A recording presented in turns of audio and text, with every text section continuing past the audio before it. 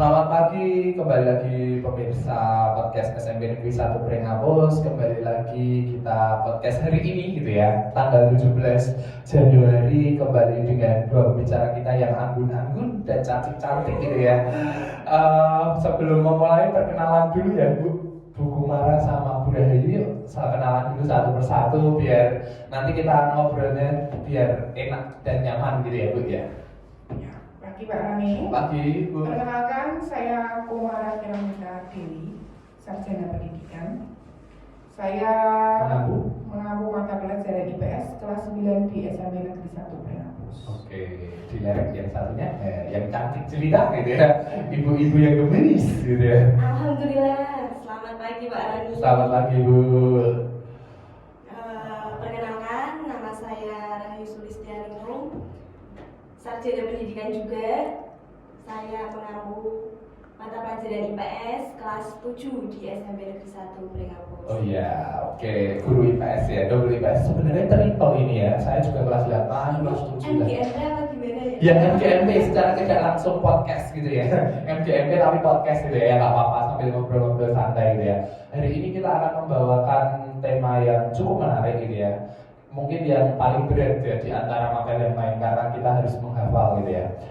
Ini saya mengambil subtema bagaimana sih ketertarikan anak-anak terhadap mapel sejarah atau bagaimana atau strategi anak biar memahami mata pelajaran sejarah itu lebih mudah gitu ya.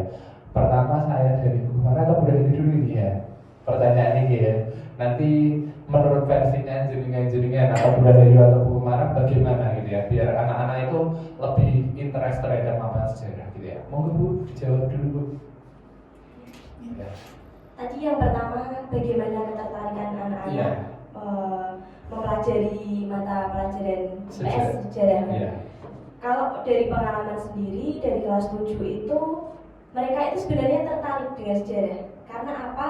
Mereka bisa mempelajari tentang kehidupan di masa lalu, kehidupan kalau kelas 7 itu ada kehidupan masa praaksara yang dimana dalam pelajaran itu ada misalnya kalau mereka dijelaskan tentang dulu itu manusia tidak seperti sekarang, tidak pakaiannya tidak layak, tidak seperti sekarang. Mereka masih memakai ponco. Iya, memakai kayak Tarzan istilahnya gitu. Mereka senang sekali karena mereka bisa mengetahui, oh iya, kegiatan pada masa dahulu itu seperti ini, kehidupannya seperti ini. Kadang makannya dengan cara berburu, meramu iya, gitu ya.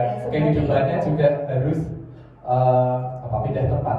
Iya, berpindah nomaden gitu ya. Berarti kalau kita orang sekarang pindah tempat itu ya nomaden gitu ya. Iya.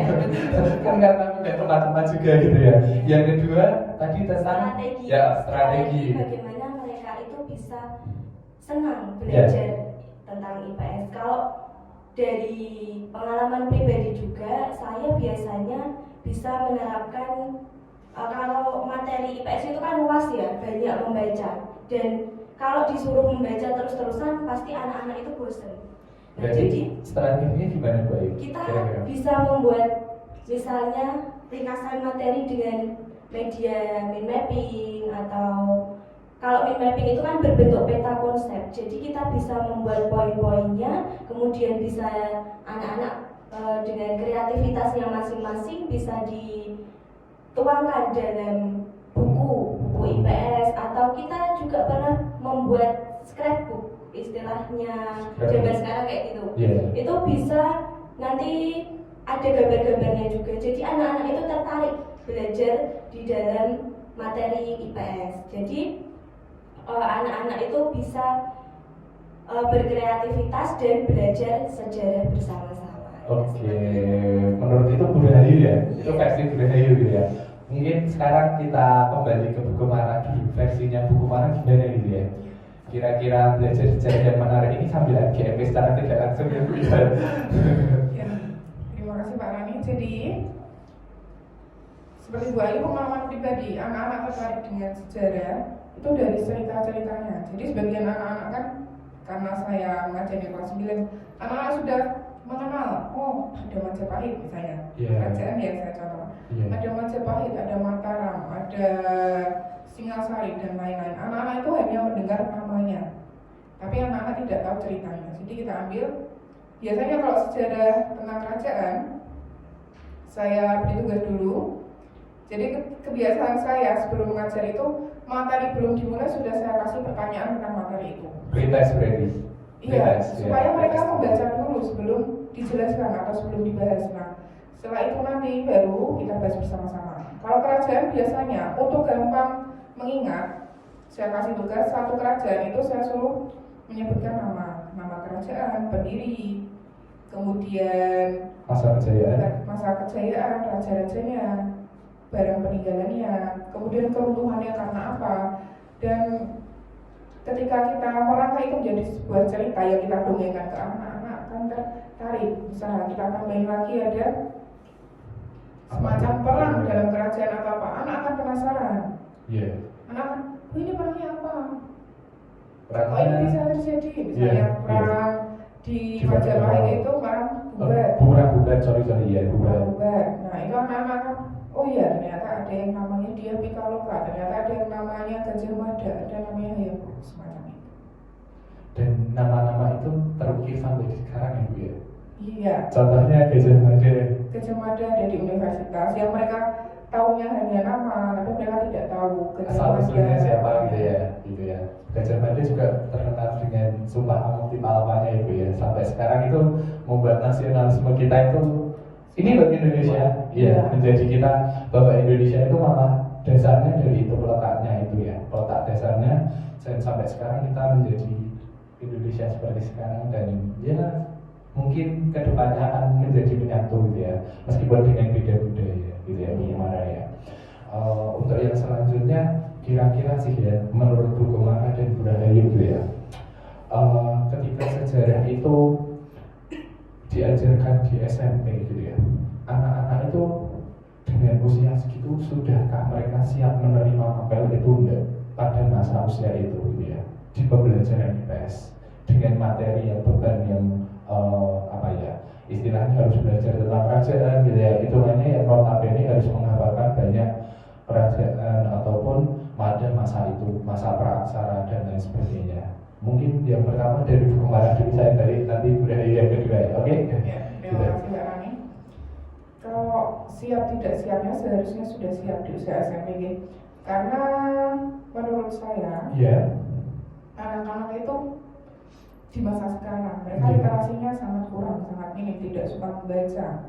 Ketika pegang HP yang mereka, sebagian dari mereka yang bukan semua, HP-nya digunakan hanya untuk game, media sosial, tapi jarang dari mereka menggunakan HP mereka untuk baca, misalnya cari literasi, bukan hanya membaca tapi lihat video tentang siapa sih Indonesia itu dari mana. Yang mereka tahu hanya Indonesia merdeka 17 Agustus 1945, sebagian dari mereka ya.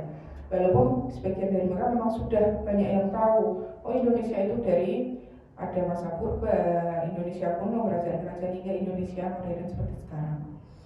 Supaya mereka, menurut saya sejak dini pun harus ditanamkan Indonesia, siapa kita, dari mana kita. Kalau misalnya, mohon maaf ada yang bilang Indonesia itu harus menjadi kerajaan Islam, ya kita pelajari Islam itu berasal dari mana? Asal usulnya. Indonesia itu kan memang dasarnya kita sudah berbeda-beda. Iya, sejak dulu kala ya. Iya, Islam masuk ke Indonesia, kemudian Belanda dan Eropa yang masuk ke Indonesia membawa agama Kristen dan Katolik. Nah, siap tidak siapnya anak harus siap supaya mereka tahu jati diri bangsa mereka sendiri. Belajar tentang jati diri bangsa, menarik juga. Monggo selanjutnya Bu Rahayu gitu ya. Kira-kira gimana nih menurutnya Bu Rahayu? Ya kalau menurut saya itu sebenarnya anak sudah siap ya. Dan di masa SMP itu menerima pelajaran sejarah tentang Indonesia juga. Dan memang dari SD pun mereka sudah menerima pelajaran IPS sejarah itu.